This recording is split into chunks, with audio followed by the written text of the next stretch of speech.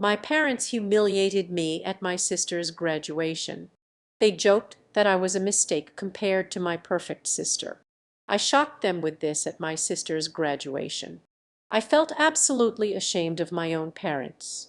They denigrated me in front of everyone, even our closest friends and relatives. This was supposed to be only about Elena, my older sister. She was excited to start her new path because she had recently graduated from college and secured an amazing job. When my parents stood up to speak in her honor, I expected them to make appropriate remarks. She had worked hard to reach this milestone and deserved every bit of credit.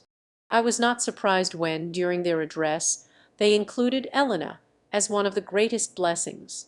I was old enough by then to recognize that my parents adored Elena more than they loved me. She had always been the more gifted daughter, and my parents would constantly compare me to her. Then my parents began to joke in their speech about how they should have stopped having children after Elena. They argued that second-borns are usually useless. They said that if they only had Elena in their lives, they could have spent more time and effort on her instead of me. Hearing them say such awful things openly and casually while I was sitting right there stunned me.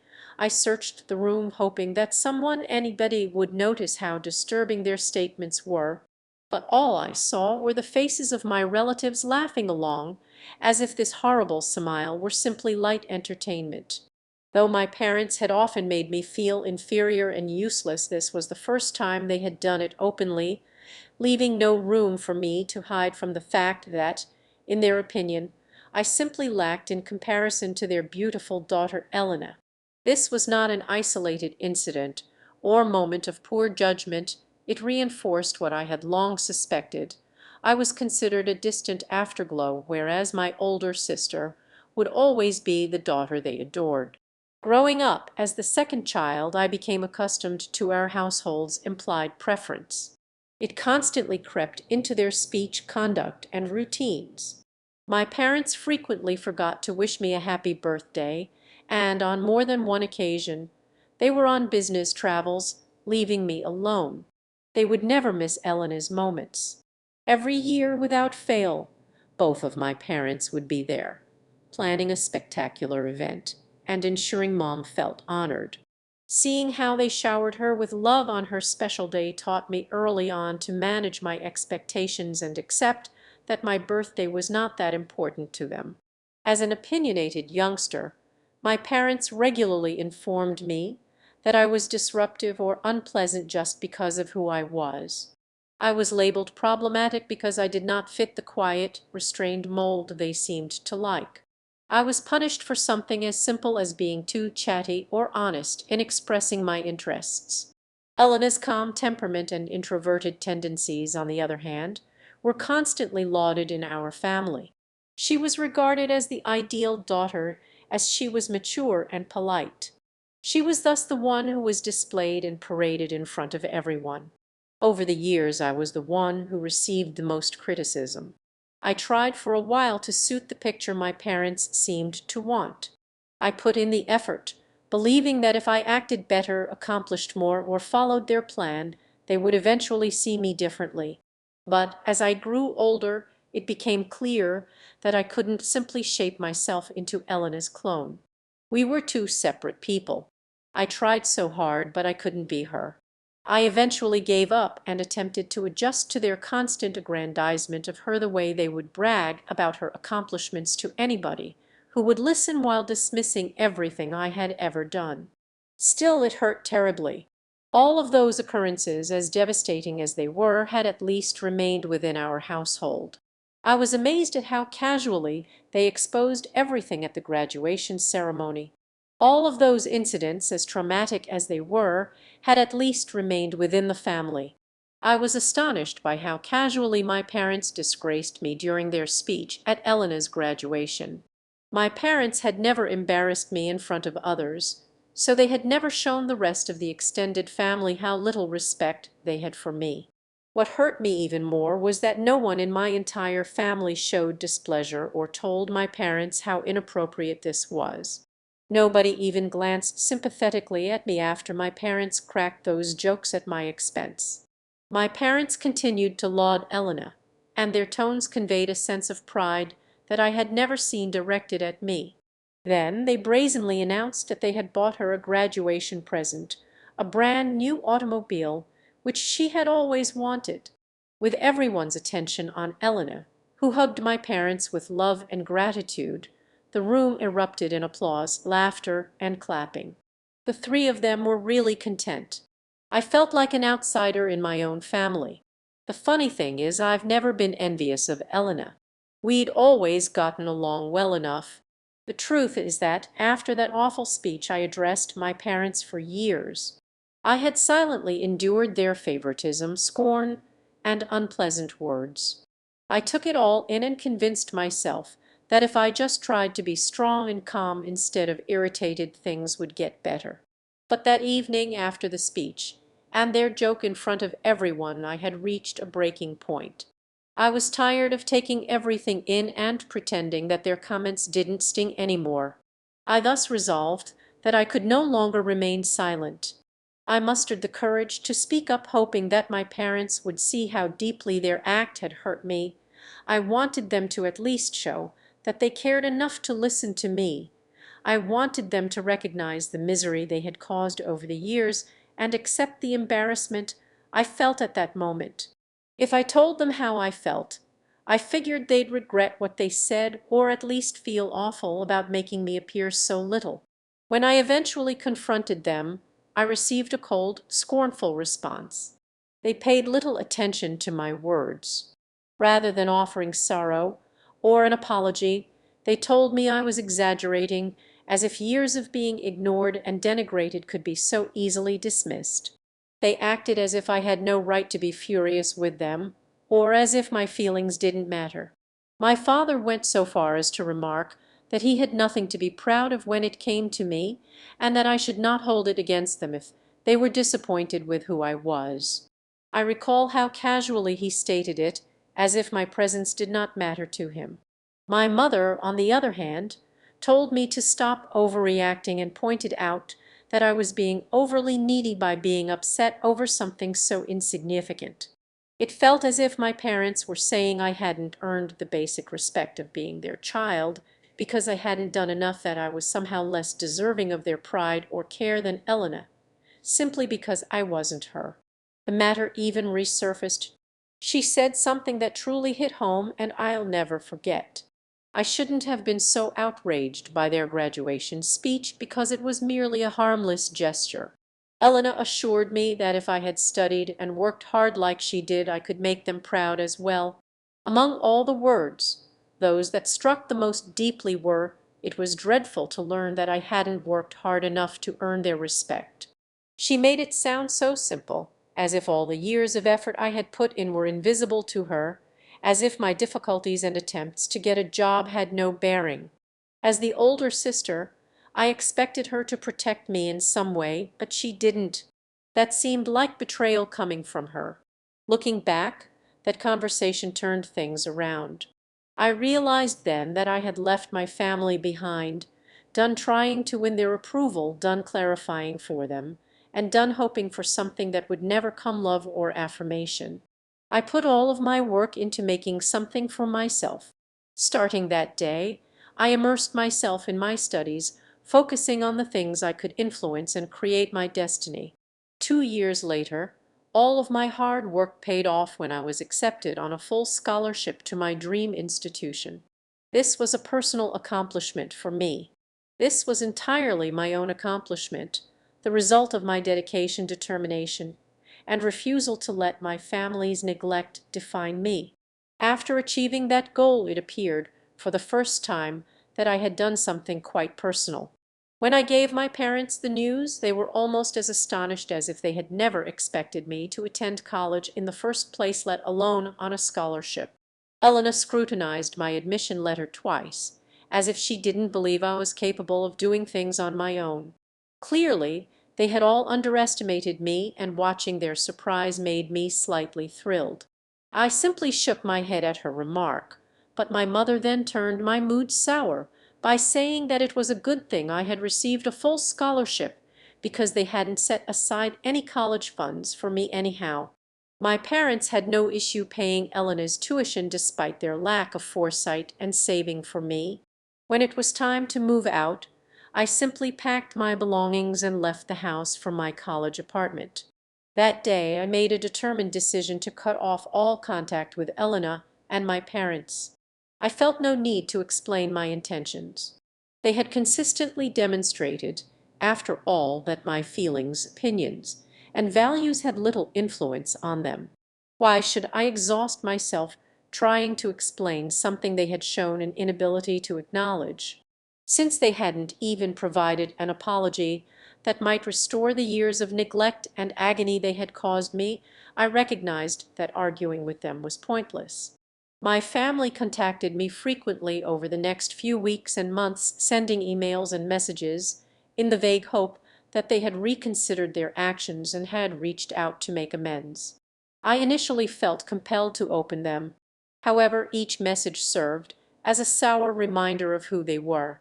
Their communications were filled with attempts to mislead me into believing I was the one acting erratically instead of accepting responsibility for the years of mental pain they had caused. They believed I had overreacted, dismissing my decision to end relationships as immature and impulsive. Their statements consistently returned to the underlying truth. I was the one dissolving the family, so I was wrong to cut them off. I never bothered to respond to any of them. So far, my college experience has been quite positive. I've been able to devote my full attention to my studies, hobbies, and most importantly, connections with people who love and see me for who I am. Working part-time at a neighboring diner has helped me save for the future. Meeting new people at the diner and talking about their lives is interesting. I've cut off contact with my family and immersed myself in my studies, social life. By filling my days with important events, I haven't missed them or wondered about how they are doing. Yesterday, I received an unexpected email from my parents. I found it shocking. They stopped writing to me long ago because I had never answered any of their previous communications. My parents encouraged me in this email to contact them soon as they had some bad news to tell me. Still, I felt my chest tighten. Despite everything, years of hurt and rejection could not erase the constant feeling that something terrible had occurred. My heart started racing, and all I could think about was the possibility that a family member had been seriously ill or worse had perished. Despite my resolution to keep them at a distance, fear crept in my heart, hammering as I braced myself for whatever news they were about to bring. I grabbed my phone, unblocked them, and called them immediately back. Elena, who was going through a difficult personal situation, was troubled by the news my parents wanted to share with me. They stated that she had been dealing with drug addiction, which had severely impacted her life. They said that her addiction had gotten so bad that she had lost her job, spent her savings, and was now left with no resources or options. I had no idea Elena was going through anything like this, so the news completely surprised me. She has always been my dependable, high-achieving sibling. However, that same sister became addicted to drugs. I found it tough to believe. Elena's addiction was so unbelievable in my parents' eyes that it shattered their perception of her, their incredulity, desperation, and, most importantly, their tremendous concern about how this would affect their reputation if others found out shocked me. They hoped I'd have some answers for them, as they described everything. Elena had always appeared to be grounded and responsible, so it was startling that she, of all people, had fallen victim to something as dangerous as heroin addiction. My father then asked me, in a mistrustful tone, "You didn't introduce her to drugs back then, did you?" The ramifications surprised me.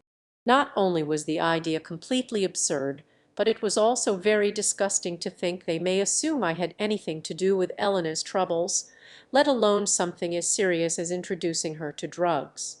How could I bring drugs to my older sister? I mean, I never do drugs myself. Furthermore, I hadn't spoken with Elena or the rest of my family in years due to their mistreatment of me. Having been removed from their lives, I had focused on carving my own path away from their toxicity. In the face of their immaculate image of Elena breaking, they were quick to point fingers at someone else, and I was clearly the easiest target. I advised them to speak with Elena before making any assumptions, and I told them that they were unwise to even suspect. Throughout our conversation, I noticed that my parents were more concerned with the shame that would befall the family if Elena's addiction were made public, rather than expressing concern about her well-being. It occurred to me that they had never truly prioritized my feelings and had long ago relegated me to the position of someone to be discarded.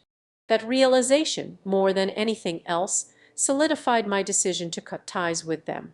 It was at that point that I knew my place in this family would always remain uncertain. They never genuinely cared about me. They never cared about me the way they did Elena. And they never would. Update: I haven't spoken to my parents or Elena in weeks, and honestly, I don't feel the need to. It's strange how freeing it is to have the space I always craved, yet it comes with a complex mix of emotions.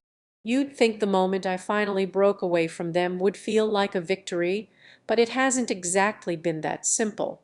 The truth is, despite everything, there are still days when I wish I had a different family. A family that understood, that didn't break me down at every turn. I wonder sometimes if things could have been different if they had just treated me as more than a second thought. But no matter how much I wish, I know that's never going to happen. It's not the family I was given. The reality I faced was harsh, and in a way it shaped me into someone unrecognizable. I stopped apologizing for existing. I stopped trying to fit into a mold that wasn't made for me. I stopped hoping that one day they would see me for who I truly was. But in all honesty, I still had moments where I wished they would. In the end, though, I had no choice but to let go of that idea. Weeks passed after that phone call with my parents. Life, as strange as it sounds, started to feel like it had purpose again. I moved on with my studies, met new friends, and found my rhythm. I made it a point to keep my distance from my past. It wasn't easy. Every time a holiday came up, or when I overheard conversations about family gatherings, I felt this knot in my chest. That familiar sense of loneliness would creep back in deep down. A part of me still yearned to be part of something, but I've learned to suppress it. Then came the text. It was a Friday evening. I had just finished working a late shift at the diner. The weather had turned cold, and the streets outside were damp from the light drizzle. I had settled into my small apartment ready to binge watch a new show I had been dying to see. My phone buzzed from the coffee table, and I almost didn't check it. It was an unfamiliar number. I half expected it to be a scam call or one of those annoying advertisements. But then I saw the name. It was from Elena. I froze. For a second I thought about ignoring it. She'd been the last person I expected to reach out. After all that had happened, I had cut ties with everyone, and she was the one I felt the most hurt by. But curiosity gnawed at me, and I opened the message. It was short, almost to the point of being cold. "I need to talk. It's about Mom and Dad. They're asking for you, please. I think it's important." My mind swirled. Elena needed to talk. After all these years, all the mess, the disappointment, and the constant feeling of being second best, she wanted to talk. I didn't respond immediately. Instead, I stared at the screen for a few minutes, trying to piece together how I felt. Was I still angry? Was I still hurt? The truth is, the hurt hadn't gone away, but I had learned how to keep it in check. I thought about how much had changed since the last time I saw them. I thought about the phone call where my parents had tried to push their blame on me for everything. The idea of them asking for me again was laughable. It almost felt like a cruel joke. But Elena, I had to admit I missed her. A part of me wanted to reach out. I thought about what she might be going through, especially with the mess with Mom and Dad. I still couldn't get over what they had said during her graduation, the comments that made me feel so small. Yet part of me realized that Elena was going through something entirely different, something personal that I couldn't imagine. Maybe she had changed. After another few minutes I decided to reply. "What's going on, Elena? What do they want from me now?" She responded almost immediately. "They're worried about you. They said they want to apologize. I don't know if I believe them, but I think they need to talk to you." I wanted to laugh, but I didn't. My heart tightened as I read her words. Apologize? After all this time? After everything? It seemed too absurd to be true.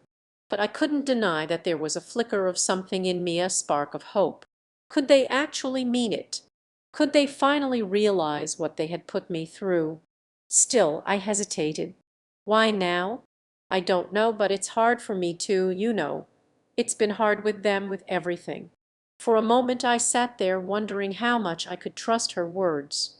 I knew Elena had always been the golden child, the one who had everything together. But was that true now? Was she struggling like me? I had no idea what she was going through with our parents, and yet part of me knew this could be an opportunity to see if there was any chance for healing, for closure, for anything that could make sense of the mess we had become. After a long pause, I typed my response. "Okay, I'll come by, but I'm not making any promises. I just need to know if they're really serious about this." Elena replied with a simple, relieved message. "Thank you, I'll let them know." The next morning I found myself pacing outside my parents' house. I had driven over, but now that I was here I felt the tension creeping in. The house looked the same old, worn out, but with the same family photos on the walls. I didn't know what I was expecting, but the familiar scent of my childhood home filled me with this strange nostalgia mixed with a deep sense of foreboding. It had been so long since I had set foot in this place. I rang the doorbell, and a few seconds later Elena opened the door. She looked different. Her eyes seemed more tired, her face a little thinner. There was a sadness in her smile that wasn't there before. "Thanks for coming," she said softly, stepping aside to let me in.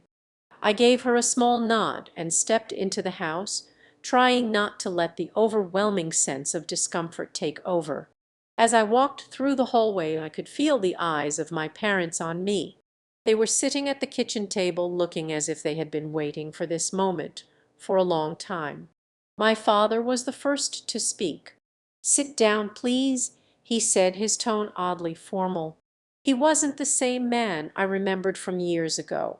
There was something about him that seemed almost vulnerable now, like he wasn't quite sure what to expect from me. I sat down at the table, trying not to let the weight of the years between us crush me. Elena sat next to me, her presence an unexpected comfort. "First of all," my mother began, her voice shaky, "we owe you an apology, a long overdue one." I couldn't bring myself to look at her. I focused on the tabletop instead, gripping the edge of the chair.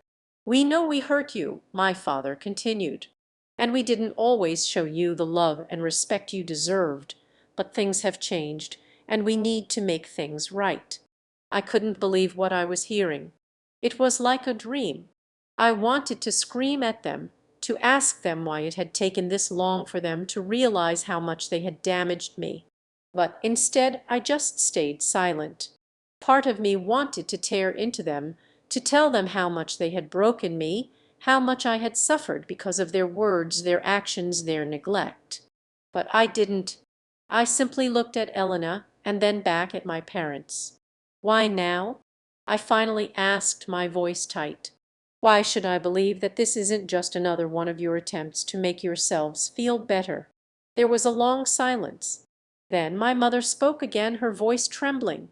"Because we've seen what we've done, we've seen the damage we've caused, and we don't want to lose you, not like this."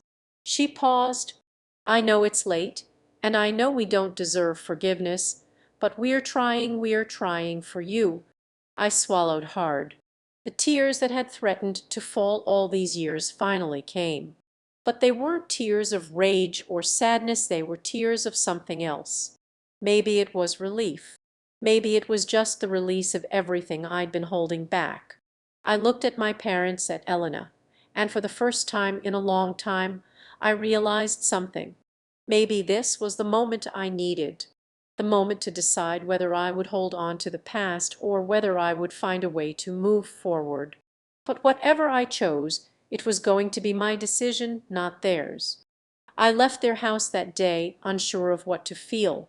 I still had a long road ahead, and I didn't know if I could ever fully trust them again. But I also knew something had changed. It wasn't a perfect resolution, but it was a step towards something new, something I hadn't dared to believe in for a long time.